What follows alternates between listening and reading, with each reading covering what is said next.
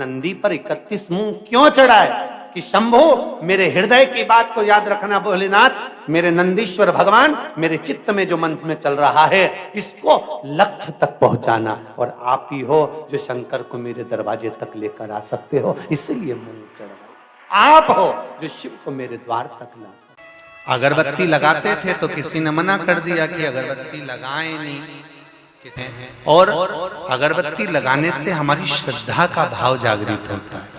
कितनी अगरबत्ती लगाते हैं अपन? अपने यहाँ कभी एक अगरबत्ती लगाने का नहीं बोला, अपने हमेशा लगाते हैं या तो 2 या 4। 2 अगरबत्ती इसलिए लगाते हैं कि एक अगरबत्ती तो मेरी तरफ से परमात्मा को रिझाने के लिए, दूसरी अगरबत्ती मेरे परिवार को भगवान की कृपा बनी रहे उसके लिए। 4 अगरबत्ती इसलिए लगाते हैं, तीसरे नंबर की अगरबत्ती मेरे घर में कोई बुजुर्ग है तो भगवान उसको अंतिम क्षण तक भी स्वस्थ बनाकर रखना, और चौथी अगरबत्ती इसलिए लगाते हैं कि मेरे आसपास में जो भी निवास करते हैं इनको कभी दुख मत देना, इसलिए 4 अगरबत्ती लगाई जाती है। हमारे यहाँ एक अगरबत्ती भी नहीं लगाई जाती कि केवल मेरे लिए लगाई हो। हमारे यहाँ सनातन धर्म भारत की भूमि कहती है, सनातन धर्म कहता है सर्वे भवन्तु सुखिनः, इसलिए एक अगरबत्ती नहीं 2 लगाई जाती है कि मेरे लिए नहीं, मैं पूरे परिवार के लिए मांग रही हूं भगवान।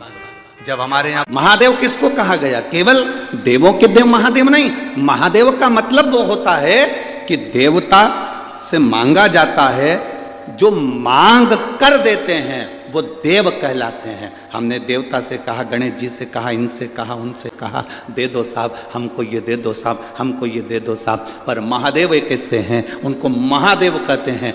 मांग कर दे वो देव, और जो बिना मांगे दे देता है उसके दरवाजे पर जाने पर दे देता है वो महादेव।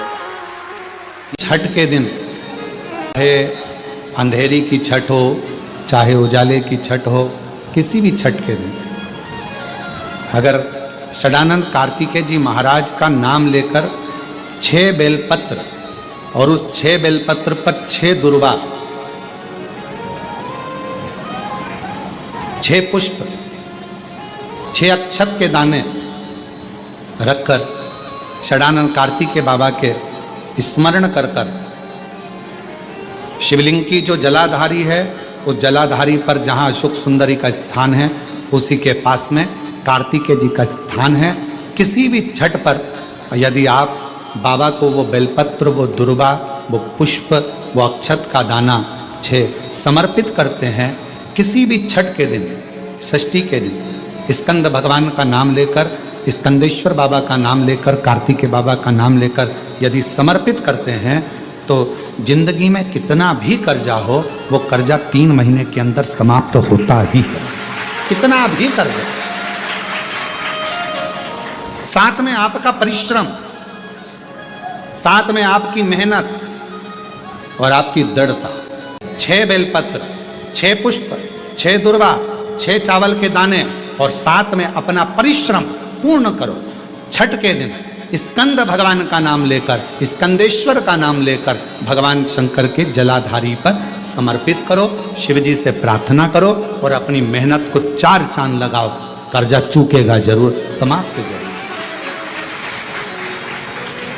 कर्जा का मतलब ये नहीं है कि आप कर्जा करे हो तो मेरे से बन नहीं रहा, मेरे प्राण छूट जाए तो अच्छा, मैं तो मर जाऊं, मैं टेंशन में हूं, मैं डिप्रेशन में हूं, बहुत परेशान हो गया, ऐसा हो गया। ना ना, दुख आता है, जब सुख आया, सुख चले गया तो दुख आएगा तो दुख भी जाएगा, दुख भी समाप्त होगा, उसमें क्या विचार कर।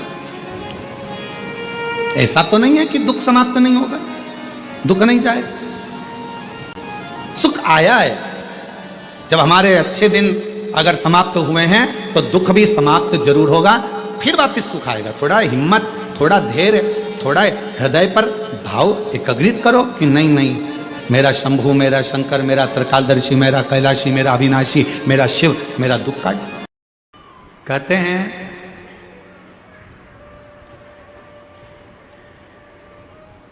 जब व्यक्ति के जीवन में कोई राह नहीं सूझ रही हो, कोई मार्ग नहीं मिल रहा हो, तब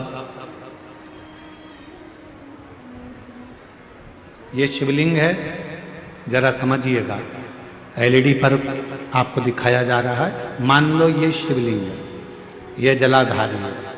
ये जल यहां चढ़ाते हो तो वो पानी बहकर इधर आता है, जल बहकर इधर आता है। मान लो कोई राह नहीं दिख रही हो, आपको लग रहा है कि मैं बहुत फंस चुके हूं और निकल नहीं पा रहा हूं, मार्ग नहीं मिल रहा।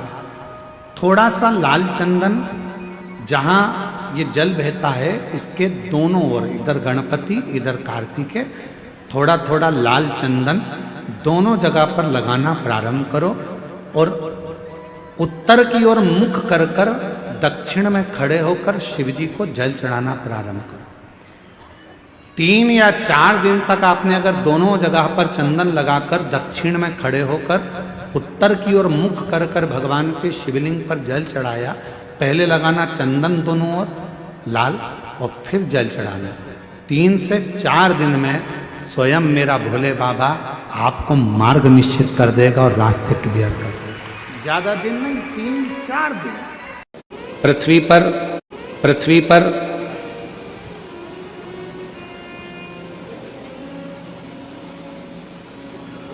अमीर बनना बहुत सरल है। आप मृत्युलोक में जन्म लिए हो, पृथ्वी पर आए हो, अमीर बनना बहुत सरल है, बहुत सरल। पर अमीर बनना सरल है, पर अमर बनना सरल है क्या? जम के तो बोलो। लंका के राजा रावण ने भी यह विचार करा था कि मैं अमर बन जाऊं। कंस ने भी यह विचार करा था कि मैं अमर बन जाऊं। हिरण्यकशिपु ने विचार करा था कि मैं अमर बन जाऊं। हिरण्याक्ष ने यह विचार करा था कि मैं अमर बन जाऊं। अमर बनना कठिन है। अमीर पुराण की कथा कहती है कि अमर बनना भी सरल है।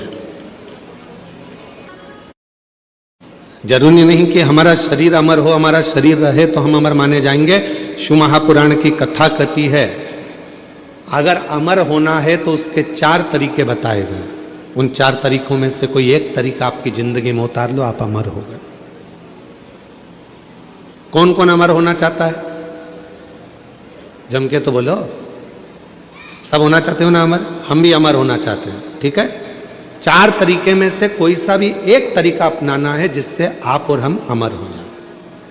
पहला तरीका अपनाने के लिए तैयार हो जाओ। अपनी जिंदगी में एक वृक्ष, एक पेड़ जरूर लगाओ।